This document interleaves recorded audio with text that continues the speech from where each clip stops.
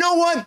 There's also something going down a lot more in the industry that I've noticed, and that's podcasts. And with all of the strikes happening constantly, everybody's going to podcasts. It's a weird territory. And now TV shows and networks are picking up these shows for TV and film. And that leads me to our featured story of the night. Let's get it. Come on.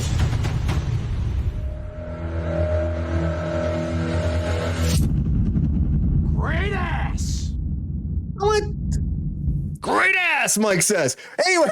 I want to talk about podcasts just a little bit here because it's a thing I've noticed. I'm noticing more and more. There's a bidding war over this podcast, The Girlfriends. And it came out this summer and it did really well. And everyone's bidding over it. And A24 won the rights to it. So they got the rights. They're going to make a TV series out of it. They've already started moving forward after this bidding war. And they actually attached a showrunner, Michael Showalter. He's actually did TV at The Dropout. He did The Eyes of Tammy Faye. And he's got his production company attached to this, Semi-Formal Productions. And this is a weekly podcast. And it was launched, like I said, this summer. And it tells the real life story of a group of women who band together to get their murderous ex behind bars, this guy named Bob Birnbaum. And apparently this actually happened, and he killed his wife, Gail. But it's a story about his wife, Gail, and the sisterhood. She had this bond with all the other exes. And he was actually arrested in 1999 and found guilty and sentenced to life in prison. So this guy went down. So this true crime thing has kind of been a big thing. I mean, there's Only Murders in the Building we talked about before on this, that kind of inspired, that whole show. And then, but I hear this, and they had bidding war, and I see all these podcasts that have popped up, and I'm like, is this a thing? I mean, A24 has done a lot of stuff lately, of course. We talk about A24, like Talk to Me was a big one that just came out. They apparently are behind Euphoria. They're behind Netflix Beef. They're behind Robert Downey Jr. show called Sympathy coming out. They're behind the new Emma Stone show that called The Curse. They have a lot of stuff happening, but I mean, there's a lot of content that we have through podcasts that are out there right now. And to me, there's a lot of original ideas. There's a lot of information out there that are based off true stories that haven't ever been put on TV, but someone did a podcast because it's simpler to do it. Put it on audio version, put it out there, create episodes. It's fun. People listen to it when they drive, they're at work, they're working out someplace. It's a big, big niche. And we put our podcast version out and all that too. We're not really that, but it's huge. And I see this and I'm like, this is probably the future. I bet they're going to pick up more and more of these. And because of the strike, there's a lot less content out there. And they're bidding more for content. I could see this being the next big thing for inspiration for Hollywood. I would hope, because we need original content. We talk about it all the time. It's just what we talk about. So I think I see this and I'm like, I'm excited a little bit. Okay, Jacob, because you are in the podcast world, do you think that this is something that's going to be happening? Does it surprise you? And would you make your show into a TV show one day if they came after you? Well, first of all, I don't think my show could be a TV show. You never know. If so, it'd have to be a docuseries. And anyway, no, I'm not surprised by this at all. I'm fascinated by podcasts. I mean, I do them. I like them. I got started doing it because Lexi, who's in the chat, we did a podcast together. It pulled me into this fun, fascinating world. And it's a platform to just talk and speak your mind and spread misinformation if you want and have some fun, sow some chaos, or, help a little bit. But there are other podcasts out there like the true crime stuff, which is rampant. I'm a sucker too. I listen to my own. I like Rotten Mango. I love Last Podcast on the Left, shows like that. They're fantastic and fun. But then you have shows like The Girlfriend. And I've listened to a few podcasts like this where they're really telling you the story through the survivors version, or through the survivors themselves actually telling the story. And I think it's kind of cool. So I'm in no way surprised that films are like, oh, let's turn this into a movie. Because if you look at it, man, in the 1920s and the 1930s, before film and TV really became popular, you had radio serials where you had stories they would tell. I mean, that's where George Orwell got his start. And then all of that stuff became film and TV. And that's all that's happening now is podcast is a new radio form. It's storytelling in there, and they're just going to take those and turn them into movies. I mean, you can go on Amazon Prime right now, and you can find all kinds of TV shows, and then you start playing them, and it's like, no, this is a podcast. It's a podcast episode playing. Like Amazon Prime has podcast episodes. Lore is a really great podcast. And Amazon Prime took that and turned it into a TV series. It's got 2 seasons, and they just animate the story that Aaron Mahnke is telling you.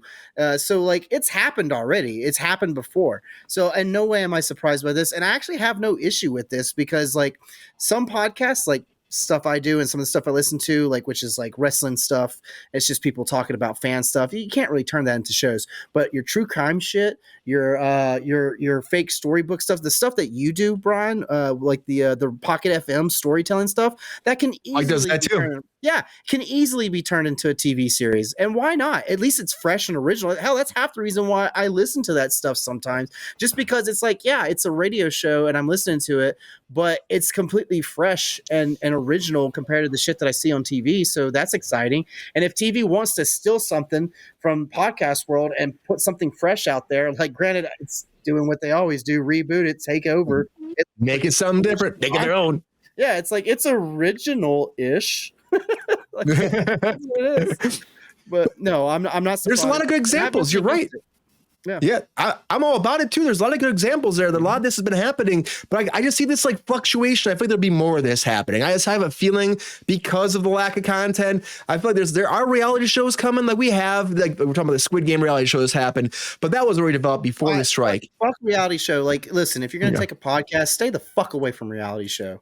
Just stay the fuck away from it. If you're going to take a podcast like the Girlfriends or whatever and make it a series, great. I'll watch that. But if you're going to sit there and take a podcast that I enjoy listening to and try and make it into a fucking reality TV show, why are you turning a true crime, podcast into fucking Squid Games, the reality show? It's people are like, oh, they're going to love reality. They're going to love this. Like, I can't wait to get chased down a tunnel by Dahmer. That's going to be fun. Nice. It's like, what? Yeah, maybe Peppy will run the show someday, Queen. You're right. Ron, what do you think about this? Are there any kind of podcasts you could see where they could adapt that you listen to? And do you think this is something that's going to become more of a thing? Going, like Kay Jacob said, going back to the old school days of radio and harnessing that to make entertainment again on the screen? Well, what's funny is I'm like a 16-year-old girl when it comes to music and podcasts because I listen to 90210 MG and What Women Want. Nice. Hey, What Women Want's actually really good. Yeah, what's that? What Women Want's actually really good. I listen to that too.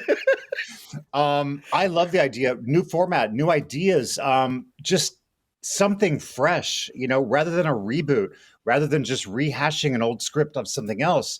I do like this idea. Yeah, I think it could be good. Is there something like, is there a podcast that you listen to though, Ron, that you would like to see them do this with? Oh, 90210 MG, of course. You got your casting figured out already and everything, or what? You know what? There was the OJ one about 4 years ago. I forget the name of it right now. I'm losing it. But it was Kim Goldman interviewing the jurors and where that went. And Kim's a friend of mine. It was a great podcast. Was that what inspired the Murphy Show? No, Okay. it did not. No. And she did not watch that either. That's fine. I just feel like this is a good trend. I haven't seen the Girlfriends, but I feel like the idea is really good too. So I can see them wanting to pick it up. But A24, Ron, A24 has been like cleaning up recently. It seems like love them. They're everywhere. I think it is. It's like they're the new Hollywood now. Everyone, they decide to give everybody what they want for their deals. Like, oh, we're independent. Yeah, we'll give you what you want. That's fine. We'll make movies with you. We'll make TV with you. We'll lick up all the content and we'll make these products. So it's pretty huge, actually. And I think they're going to be. They're letting creators have control. They're letting them create. They're giving them money. Like, who'd have thunk that's how you get quality shit?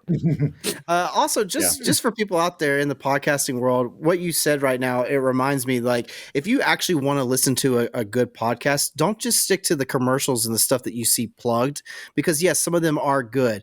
They are. That's why they got sponsors. That's why they have commercials. But like, do some deep dive in the podcast realm and you'll find really awesome shows better than mine, similar, but better than mine. I have no problem admitting it. And they're just as independent as I am. They're not commercialized. They're not syndicated, but they have that creative control to do whatever the fuck they want. And it's out there and you can listen to it. And they've got like 300-400 episodes and you can just listen to their stuff. There's a ton of true crime, as we stated. There's a ton of awesome, like, how to and like just general, like just everyday blah blah blah. Like you can find anything. It's a terrific I medium. love wrestling. I find wrestling. Medium. I got wrestling, paranormal, and true crime, as well as like entertainment shit. My podcasts are loaded with all kinds of weird shit. It's just a kerfunkle of everything. It's wild. Yeah. And if you go and do deep dives on these like Spotify or Apple iTunes and look for shit that you want to find, you will find so much more podcasts out there than just the shit that you hear being advertised. Yeah. Hey, Mike, so overall, are you excited about this for A24 to be doing this? Do you think this is a good trend though, moving forward? I thought this was a really clever way for you to segue to break the news that the Cruise Control show has been optioned by A24 into a true crime series called Cruise Kills the Classics, where he goes around and he's a drifter who reenacts all the classic murders of the 20th century. It's really great. It's a pastiche. It's an interpretation of the podcast of what we're doing here with a little bit of they want to get into that popular. I'd subscribe to that. Yeah. And Pepe's kind of like Wishbone a little bit. Great. I think Pepe's like Wishbone. He's like solving murders and stuff too out there, and he like be a real tease about it. Be a real tease about it. Make them real thirsty. Fresh bi-weekly episodes. You make that shit bi-weekly. Make them real thirsty for it. Make them wait an extra week. That's rough. That's rough. That's a lot. I'm getting thirsty, like coming up on 14 days. That's right. Oh boy. Oh boy. This is a great. Oh question. boy. Who are they going to get? I don't know. Who gets to play? I haven't. Oh, sat that's down easy. At that table It's yet. Ant-Man. Paul Rudd. Ant-Man. Paul Rudd. He plays Brian Cruz. It's that simple. Yeah, he I don't know if he'd do that after the reverse has already happened. He'd be like, I'm not playing that guy. He played me. But yeah, this is very interesting trend. I'm very excited about this. I think it is cool. I want more content, more original stuff, right, Ron? More original stuff. This might open the door for more original, right? Can you see it being like a big boost for originality back in Hollywood? I see it, especially what was said about the creativity, letting writers write, letting people create with what they do, rather than holding a pen and saying this is too much money and having 10 executive producers and 20 producers. It doesn't need to be like that. I watched an old movie from the 40s. There was one producer, the Philadelphia Story, one producer. It's a big film. It's a beautiful. And that's all they needed back then. That's it. Now you have how many on set? You have like, we have three. Two fucking many, and they're too fucking young and too fucking dumb. Brian, some of the sitcoms we did, there's a third part 10, to that. 12 producers. Yeah, easily 10 or 12. And a lot of them are just producers in name. Sometimes they're just like following each other around. You see these run throughs, like how many producers do we have on this? With the script, looking around, looks like making little notes and stuff. And like nodding their head, and and it's like it gets oversaturated, but that's, and the producers are trying to get into the AMP or get out of the AMPTP too now in order to fight them and get unionized in a way that they get paid actual bonuses, they get paid health insurance, they get paid the different kind of rates. So they're trying to do the same thing that SAG's doing. So that'll be coming up next, and it'll be interesting to see, because I feel like there's a lot of producers out there, and sometimes too many as well. But not sometimes, all the fucking time. Yeah, there's a reason why A24 is taking off, because they're smart. They're like, you guys don't want to pay people appropriate wages and you don't want to do anything. Fine, we'll fucking do it. Here's the pay. No. Here's what you're asking for. Oh, here, make your film, have fun. And look how it's paying off. They're becoming the new top dog now. Good for them. I fucking support it. They're working with Ari Aster. Ari Aster is like one of my new hot bras. I enjoy his films, and I don't like everything he does, but I enjoy what he makes, because it's different. I appreciate that. Like, it's great. Does it make sense? No, never. But is it entertaining as fuck? Fuck yeah, it is. Yeah. I didn't get a chance to see Killers of the Flower Moon yet, because not yet. With the strike, I've been having to work over the weekends. It's long. Who's got the time? But I'm going to go this week and see it, though. So can't wait to see it. Can't wait to see it. I'm really excited about it, and I hope it does. You're going to go in at 9 a.m. and it's going to be dark when you get outside. That's right. I hope it makes money, though. I hope it does well. I mean, again, made 44 million so far, and Queen says I skipped Flower Moon when I found out it wasn't a horror movie. Well, in the title. It does say Killers, yeah, but and DiCaprio really wanted to play that villain. Apparently, a lot of people did want to play in the studio. The killer. If you see Harrison up there, drifter, yep. Ron knows that. But yeah, everybody, this is happening. If you love podcasts, if you love The Girlfriends, you're probably excited about this. Some TV shows coming, and it might inspire for even more shows because, like, we're talking about, that's where the past came from, radio to TV. Hey, don't sleep on Michael Showalter. He's awesome.